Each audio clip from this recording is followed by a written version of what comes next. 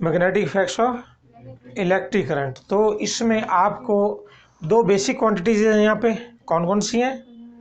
एक magnetic effects है, तो मैग्नेटिज्म के बारे में आपको पता होना चाहिए कि मैग्नेट्स क्या होते हैं, उनके करेक्टरिस्टिक्स क्या हैं।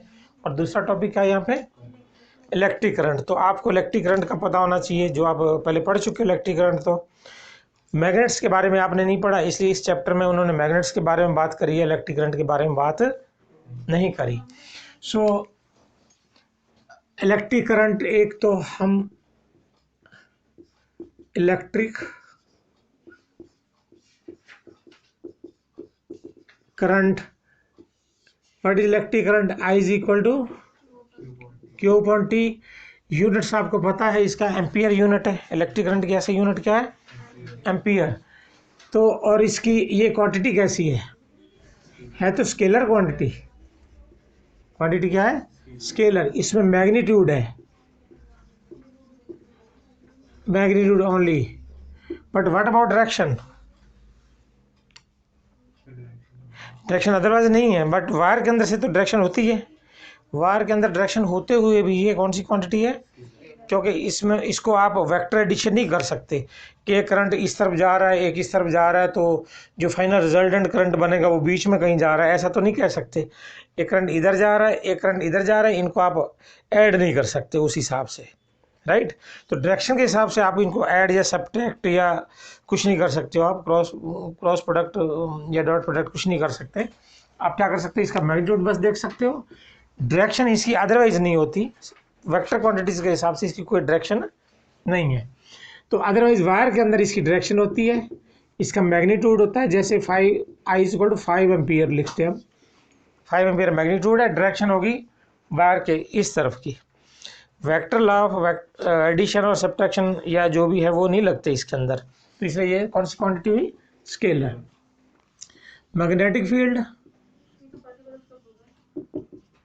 मैग्नेटिक फील्ड की बात आती है फिर, तो मैग्नेट्स की बात आएगी तो मैग्नेटिक फील्ड की बात आएगी। आपको पहले इनको रिलेट करने के लिए इनको इंडिविजुअली आपको पता होना चाहिए कि इलेक्ट्रिक करंट क्या होता है और मैग्नेटिक फील्ड क्या होते हैं, फिर हम इनके अंदर कोई रिलेशन डेवलप करेंगे ना उसके बाद।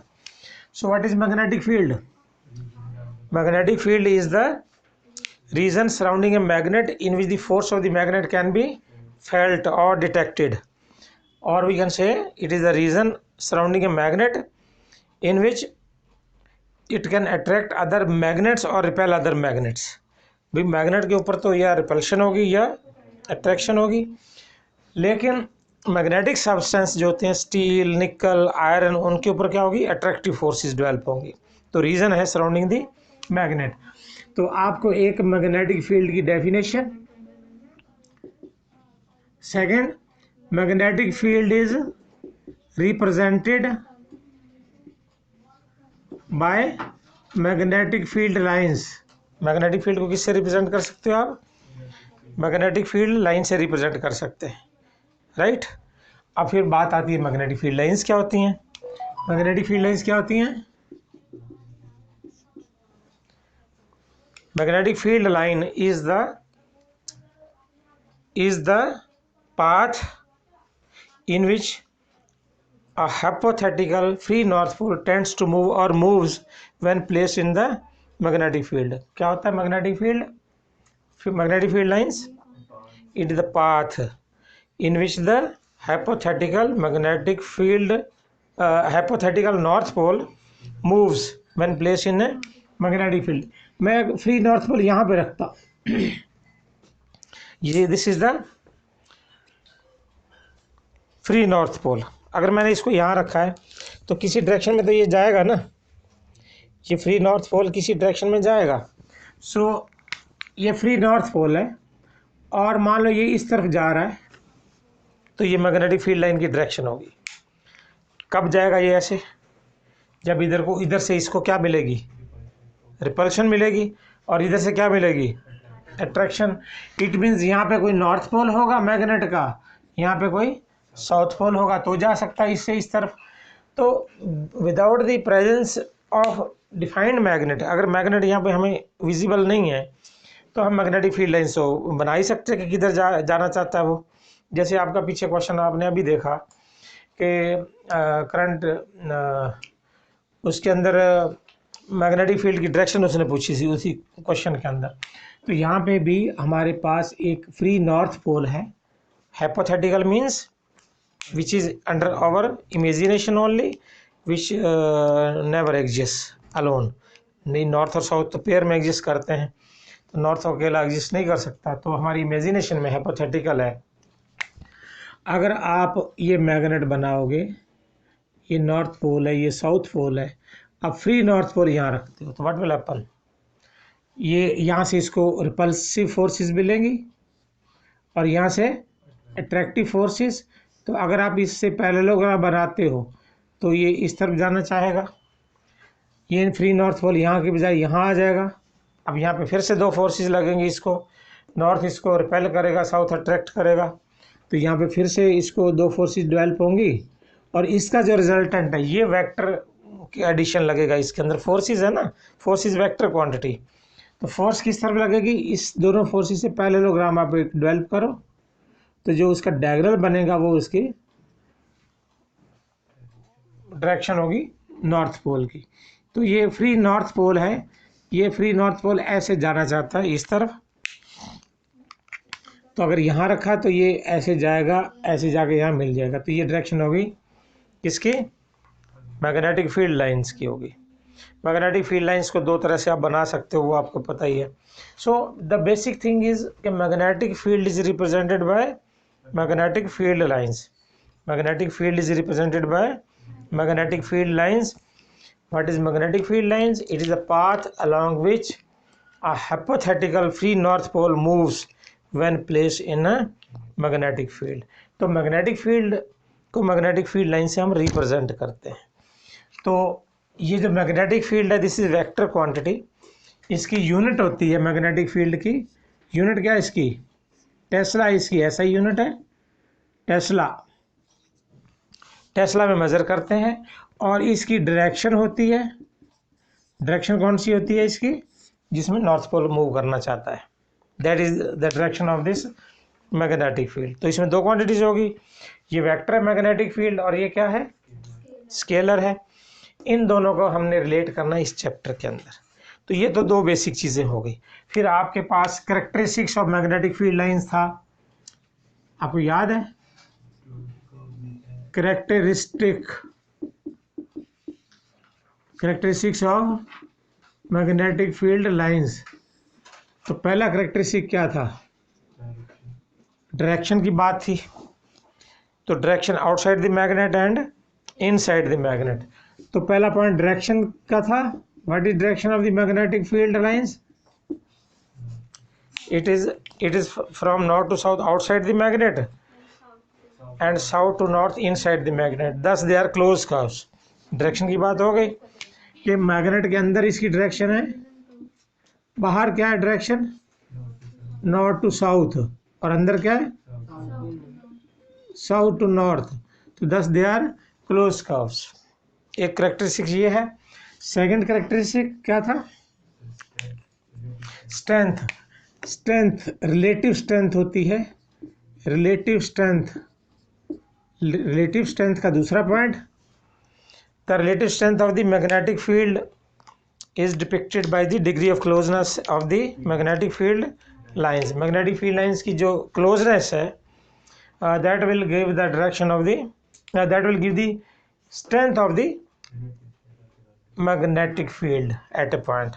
So the magnetic field is stronger where the lines are crowded. तो मैं अब मैग्नेटिक फील्ड लाइंस ऐसे बना रहा हूँ,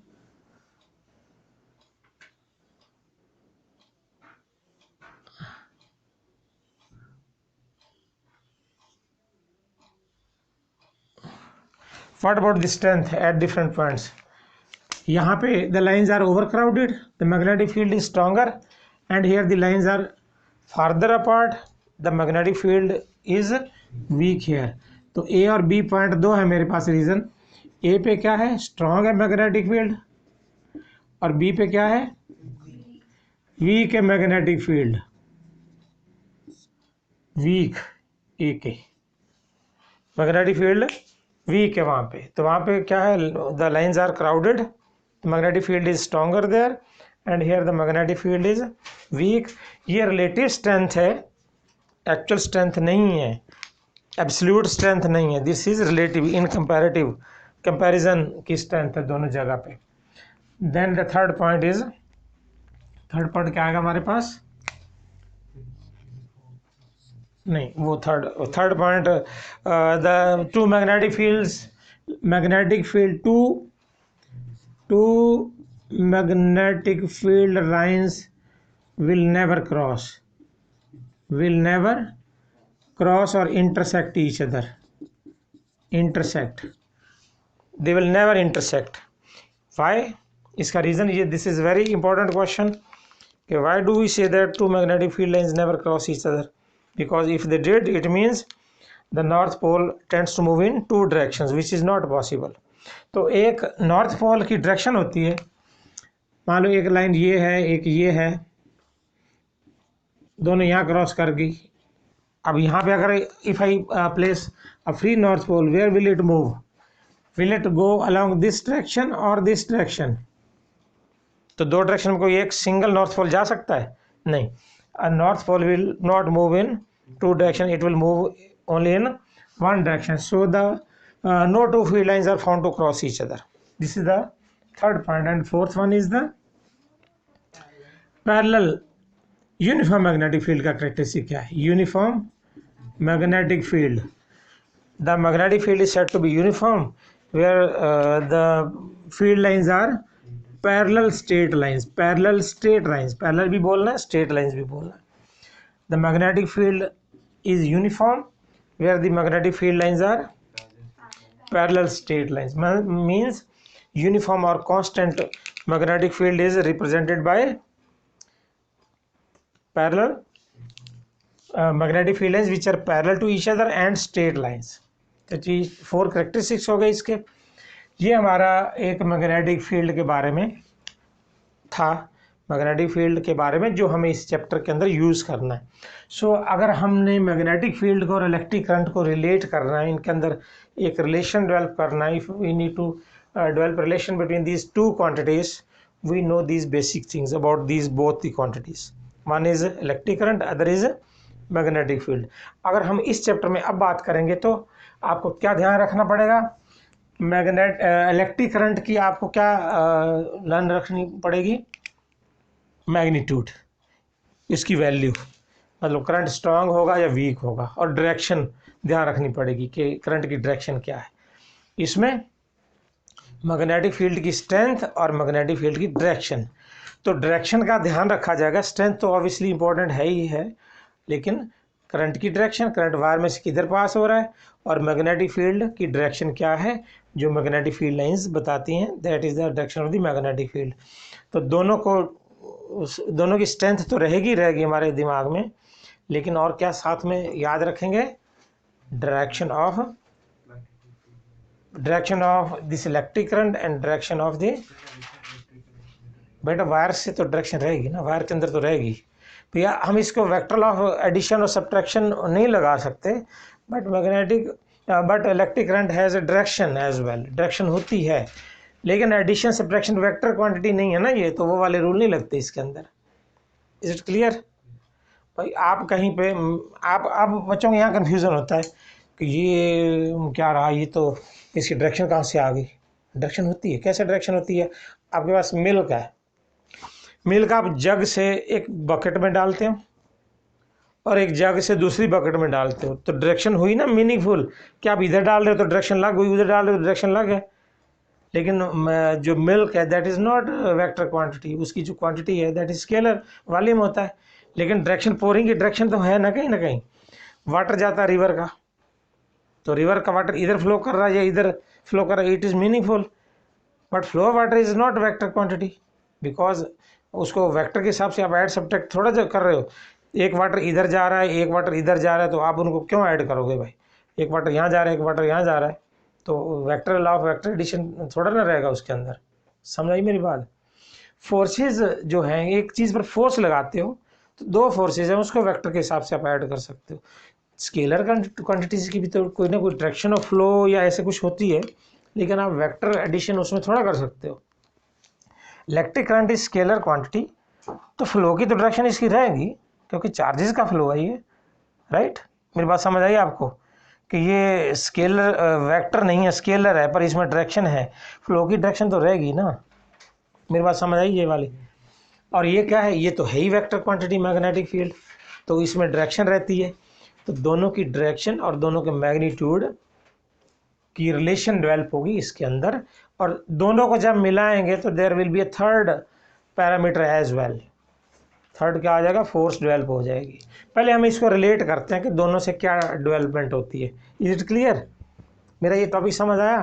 तो ये दो क्वांटिटीज़ हैं, हम इनके अंदर रिलेशन डेवलप करते हैं। वो थर्ड क्वांटिटी क्या है, मैं आपको थोड़ा सा यहाँ आइडिया दे देता हूँ एक बार। इलेक्ट्रिक करंट अगर आप पास करते हो वायर से तो we can get magnetic field, यही बात तो है बस। ये तो इनकी रिलेशन है, या फोर्स का कोई लेना देना नहीं अभी तक। अगर किसी वायर से इलेक्ट्रिक करंट डेवलप करोगे, पास करोगे, तो उसके सराउंडिंग में मैग्नेटिक फील्ड डेवलप हो जाएगा। तो फिर मैंने एक चीज़ बोली, क्या चीज़, कि दोनों की डायरेक्शन मीनिंगफुल है, तो हम डायरेक्शन को भी रिलेट करेंगे। तो ये थर्ड कंसेप्ट आ जाएगा कि magnetic field, electric current when pass through a wire produces magnetic field. जब आप एक वायर से क्या पास करते हो, इलेक्ट्रिक करंट पास करते हो, तो उसके चारों तरफ क्या डेवलप होता है, मैग्नेटिक फील्ड डेवलप होता है उसके चारों तरफ। तो इनका अंदर रिलेशन आ गया। तो ये हमने स्टडी करना अभी इस चैप्टर के अंदर। बेसिक चैप्टर तो यहाँ से स्टार्ट होता है अब आपका। ये तो बेसिक पैरामीटर्स थे कि मैग्नेटिक फील्ड क्या है, इलेक्ट्रिक करंट क्या है, उसके बारे में था। अब मैंने दो चीज़ें यहाँ पे बेसिक चीज़ें बताई है, कौन सी आपको, एक इनके मैग्नीट्यूड्स दोनों के और एक है डायरेक्शन। अब इनके अंदर संबंध स्थापित करने जा रहे हैं दोनों क्वांटिटीज़ के अंदर।